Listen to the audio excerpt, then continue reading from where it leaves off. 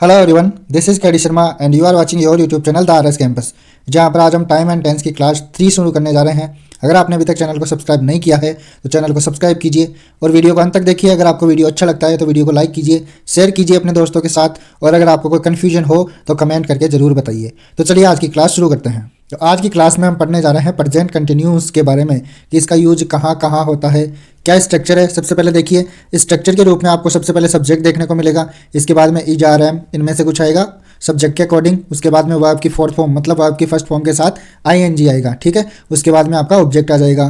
तो अब देखिए, इज का यूज कब करेंगे, जब आपका सब्जेक्ट ही सी इट हो या फिर कोई एक नाम दिया हुआ हो तो आपको इज का यूज करना होगा। इसके बाद में आर का यूज कब करोगे, आई नहीं आएगा, सॉरी आई यहाँ पे गलत लिखा हुआ है। यू, वी, दे, दो या दो से अधिक नाम आपके सब्जेक्ट हैं तो आप आर का यूज करेंगे, और अगर आपका सब्जेक्ट आई है तो आपको एम का यूज करना होगा। Is it clear.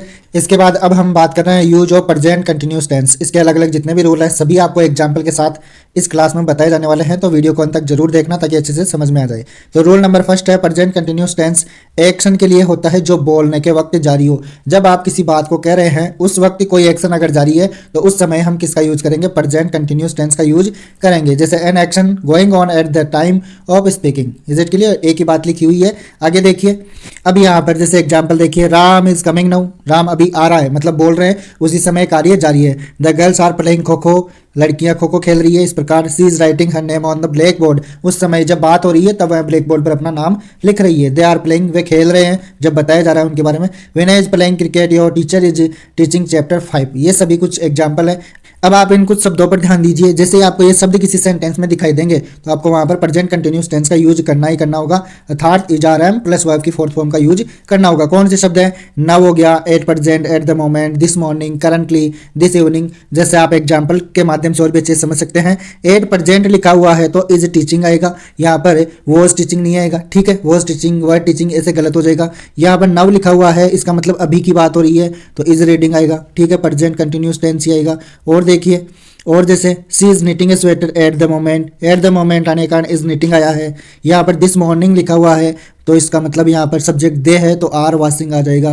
Is it clear. आगे देखिए भाई, रूल नंबर 2, इस टेंस का प्रयोग वैसे अस्थायी कार्य के लिए होता है जो बोलने के वक्त नहीं हो रहा हो लेकिन उपयुक्त समय के आसपास इन दिनों में कार्य जारी है। जैसे I M living in a rented house, मैं किस में रह रहा हूँ, एक किराए के मकान में रह रहा हूँ। अभी जारी नहीं है लेकिन कुछ समय से जारी है, आगे भी जारी रहेगा, टेम्परेरी रह रहा हूँ, ठीक है। He is reading the Mahabharata, वह महाभारत पढ़ रहा है। अब ये तो नहीं वो परमानेंटली पढ़ेगा, पढ़ता ही रहेगा, अभी पढ़ रहा है कुछ समय के लिए, ठीक है। आगे देखिए, इसके बाद में देखिए, she is studying physics these days लिखा हुआ है इसलिए इज स्टडिंग आपका सही हो जाएगा। Is it clear. और ये तो है नहीं कि वो परमानेंटली पढ़ेगा, अस्थायी कार्य को बताने के लिए भी इसका यूज किया जाता है। आगे देखिए, बहुत ही अच्छी बात है, यहाँ पर ध्यान से समझना। इस टेंस का प्रयोग नियरेस्ट फ्यूचर के फिक्स्ड प्रोग्राम और प्लान, निश्चित कार्यक्रम या योजना के लिए होता है। फ्यूचर में जो नज़दीकी फ्यूचर की बात होगी, आपको पहले सिंपल प्रेजेंट टेंस में भी इसके बारे में बताया गया था। तो इन दोनों में डिफरेंस यही है कि आपको ऑप्शन देखना पड़ेगा, अर्थ देखना पड़ेगा, ठीक है। जैसे यहाँ पर देखिए क्या लिखा हुआ है, नॉट, इस तरह के वाक्यों से फ्यूचर टाइम का बोध होता है। ये जो वाक्य आएंगे आपके सामने इनसे क्या होगा, फ्यूचर टाइम का बोध होगा तथा एडवर्ब ऑफ टाइम, समय सूचक एडवर्ब के रूप में tonight, tomorrow, next day, next night, next month, moment, next week, next year, this morning, this evening, 5 o'clock, 5 AM, 6 PM etc का प्रयोग निश्चित रूप से आपको देखने को मिलेगा। इसके बाद में आप कुछ एग्जाम्पल है इनको समझने का प्रयास करते हैं। जैसे टू नाइट लिखा हुआ है, she is going to Chennai, वह आज रात को चेन्नई जाने वाला है, गया नहीं है, कोई प्रोग्राम है उसका फिक्स, तो उसके लिए हम प्रेजेंट कंटिन्यूस टेंस का यूज करेंगे। टुमारो आ गया तो इज गोइंग, यहाँ पर नेक्स्ट मंथ आ गया, एम आई के साथ एम लिविंग, टुमारो आ गया, फिर वही इज कमिंग, इवनिंग आ गया तो इज सिंगिंग। इस प्रकार आपको थोड़ा सा देखना है। Is it clear. तो चलिए आप बढ़ते हैं आगे की ओर। अगला आपका रूल है, इस टेंस का यूज इंटेंशन, कोई इरादा बताने के लिए, कोई संभावना बताने के लिए, ठीक है, तथा इससे फ्यूचर टाइम के भाव का बोध भी होता है। जैसे I am going to see my father in law, मैं अपने ससुर से मिलने जाने वाला हूँ, एक इरादा है, ठीक है, एक मतलब उसने सोचा है, इंटेंशन है उसका मिलने जाने का। दूसरे में देखिए लाइकलीहुड मतलब संभावना, he is going to die, वह मरने वाला है, इसके बारे में कोई कंफर्म नहीं बता सकता, इसके लिए एक संभावना ही होती है। तो यहाँ पर भी हम किसका यूज करेंगे, सिंपल प्रेजेंट टेंस का। Is it clear. I hope आपको अच्छे से समझ में आ रहा होगा। अगला अपना रूल है रूल नंबर 5। यहाँ पर आपको थोड़ा सा ध्यान देना है कि ये जो वर्ब है इनके साथ आईएनजी कभी नहीं लगेगा, और अगर लगता है तो कोई विशेष अर्थ उसका होगा जिसके बारे में हम आगे बात करने वाले हैं। तो आप इन शब्दों को देख लीजिए और स्क्रीनशॉट ले लीजिए। जैसे see, hear, smell, notice, recognise, taste, appear, seem, look, love, hate, despise, detest, like, dislike, hope, satisfy, displease, recollect, ठीक है, इंक्लूड, कंटेन, ये जो शब्द हैं इनके साथ आईएनजी फॉर्म नहीं आएगी, और आती है तो उसका कुछ विशेष अर्थ निकलता है जिसके बारे में हम अभी आगे बात करने वाले हैं। तो चलिए बढ़ते हैं आगे की ओर। ये कुछ एग्जाम्पल है जिनकी मदद से आप इन्हें और भी अच्छे से समझ सकते हैं। अगर आपके एग्जाम में ऐसा लिखा हुआ आया है she is knowing him very well, मतलब वह उसे बहुत अच्छी तरह से जान रहा है, थोड़ा जान गया थोड़ा बाद में जानेगा, तो इस प्रकार आपका ये गलत हो जाएगा। इसका सही क्या होगा, सी नोज हिम वेरी वेल, वह उसे बहुत अच्छे तरीके से जानता है। Is it clear. इसी प्रकार देखिए he is understanding it, understanding नहीं होता, इसका अंडरस्टैंड ही होता है, ठीक है, ये आपके सही हो जाएंगे। आई एम फीलिंग, ये देखो फीलिंग शब्द ये गलत हो गया, फीलिंग नहीं होता है, फील ही होगा, आईएनजी लगाते ही गलत हो जाएगा। She is owning a scooter, owns होता है, ओनिंग नहीं होगा, ठीक है। She is having a handsome, ठीक है, तो हैविंग नहीं होगा यहाँ पर, ठीक है, अगर हैविंग होता है तो इसका अर्थ कुछ अलग निकलेगा। फिर नेक्स्ट वाला है the port is containing, containing नहीं होता है, कंटेन ही होता है। इस प्रकार आपको ऐसे शब्दों के बारे में जानना बहुत जरूरी है। उपरोक्त का प्रयोग सिंपल प्रेजेंट टेंस, ये जितनी भी वर्ब होगी ना, जैसे knowing, understanding, feeling, owning, having, containing, तो इन सभी का यूज किस प्रकार होगा, केवल सिंपल प्रेजेंट टेंस में होगा। अगर प्रेजेंट कंटिन्यूस टेंस में इनका यूज होता है तो वो गलत माना जाएगा। विशेष अर्थ में इनमें से कुछ वर्ब का यूज प्रेजेंट कंटिन्यूस टेंस में होता है, कौन सी है देखिए जरा। तो सबसे पहले हम बात करते हैं फील नामक शब्द की, ठीक है, किसकी बात करेंगे, फील नामक शब्द की बात करेंगे। तो सबसे पहला देखिए फील का प्रयोग होता है महसूस करना के अर्थ में। अगर महसूस करना, फील नामक जो शब्द होता है उसका अर्थ सेंटेंस में महसूस करना है, तो इसका यूज कौन से टेंस में होगा, सिंपल टेंस में होगा, मतलब सिंपल प्रेजेंट टेंस में इसका यूज होगा। जैसे एग्जांपल से देखिए, now he feels that why he did not gate 80% marks, अब वह महसूस करता है कि उसने 80% अंक प्राप्त क्यों नहीं किया। तो यहाँ पर क्या है, महसूस करना, इसका अर्थ निकल रहा है फील का, ठीक है। आई फील, मैंने महसूस किया, he will be a great man, मैं महसूस करता हूँ कि वह एक महान व्यक्ति बनेगा।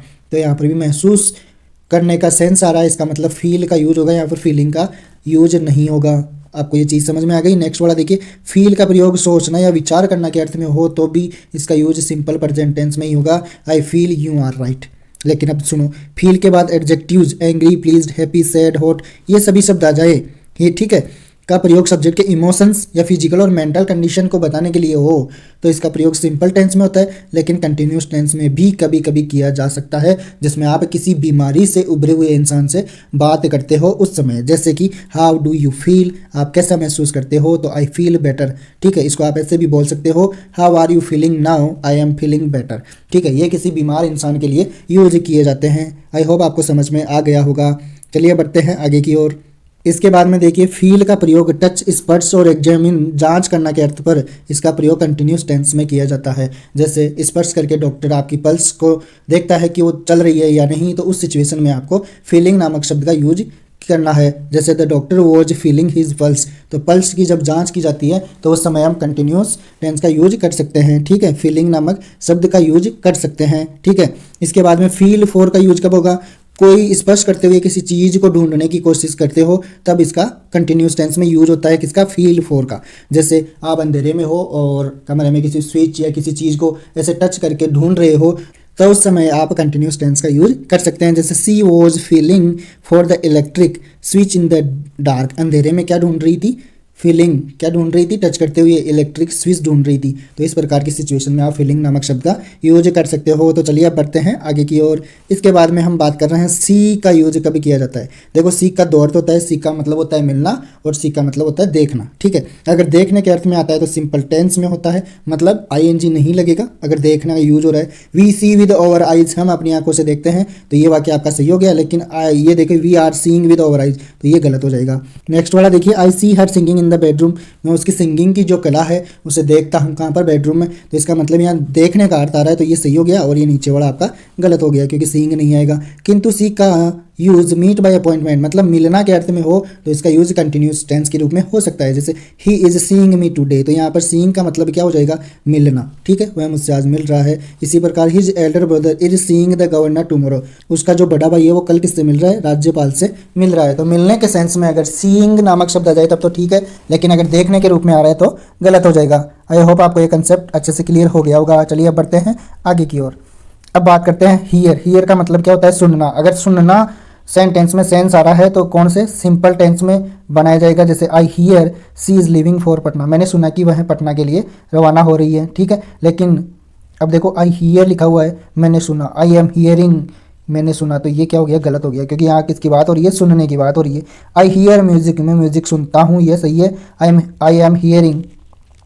आई एम हियरिंग म्यूजिक, ये आपका गलत हो जाएगा, ठीक है, क्योंकि हियर अगर सुनने के सेंस में आ रहा है तो आप हियर ही करेंगे, हियरिंग कभी नहीं करेंगे।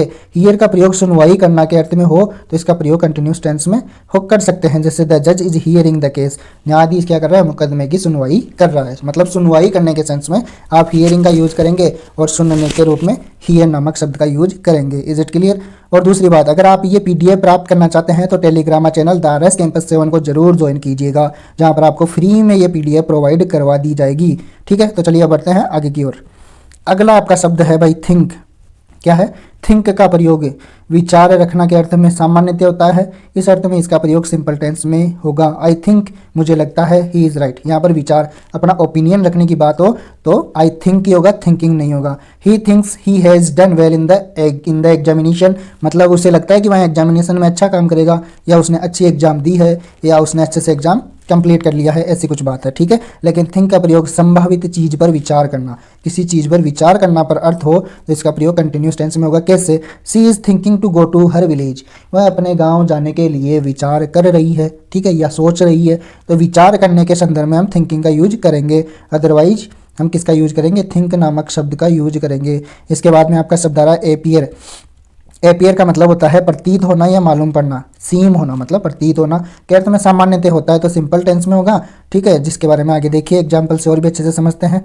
The sum appears to be easy, हिसाब आसान या मालूम होता है, प्रतीत होता है, मतलब हिसाब किताब करना आसान होता है। It appears to him that I shall do this, उसे ऐसा लगता है या प्रतीत होता है कि मैं इसे कर लूँगा।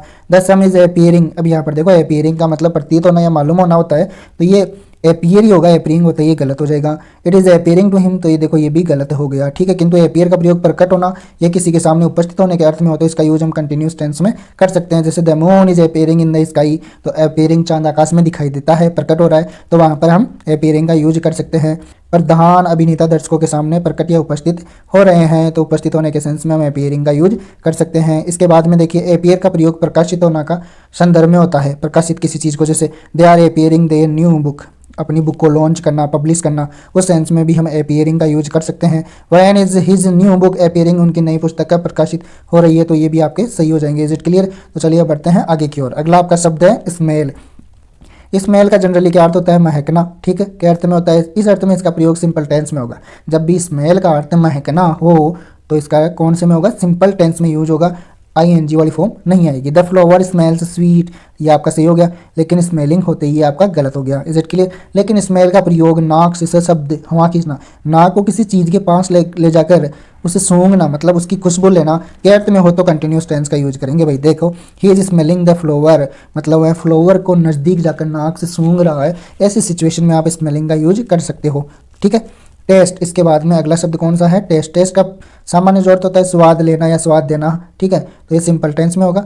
दिस टी टेस्ट स्वीट, तो इस प्रकार ये सही है, ये टेस्टिंग नहीं होगा, ठीक है, स्वाद देने के अर्थ में। इसी प्रकार अगला देखिए, दिस कॉफी टेस्ट बीटर, ठीक है, कड़वा है, तो यहाँ पर भी स्वाद की बात हो रही है, तो ये सही हो गया, और ये इधर टेस्टिंग नामक आपका गलत हो गया, ठीक है। इसके बाद में आगे देखिए अगला देखिए, लेकिन टेस्ट का प्रयोग किसी स्वाद की जांच करना के अर्थ में हो, ये वाद नहीं है भाई, स्वाद लिखा हुआ है यहाँ पर, ध्यान दे लेना, स्वाद की जांच करना के अर्थ में हो तो इसका प्रयोग कंटिन्यूस टेंस में होता है। जैसे he is testing the milk feeding, वह दूध की खीर के स्वाद की जांच कर रहा है, किसी चीज़ के स्वाद की जांच करनी होना तब तो टेस्टिंग होगा, ठीक है, और स्वाद देना या स्वाद लेने की बात होना केवल, तो आपको टेस्ट ही करना होगा। अगर टेस्टिंग करते हो तो वो गलत हो जाएगा, ठीक है। किसी चीज़ के स्वाद की जांच करना हो तो टेस्टिंग, अदरवाइज टेस्ट ही रहेगा। Is it clear. चलिए बढ़ते हैं आगे की ओर।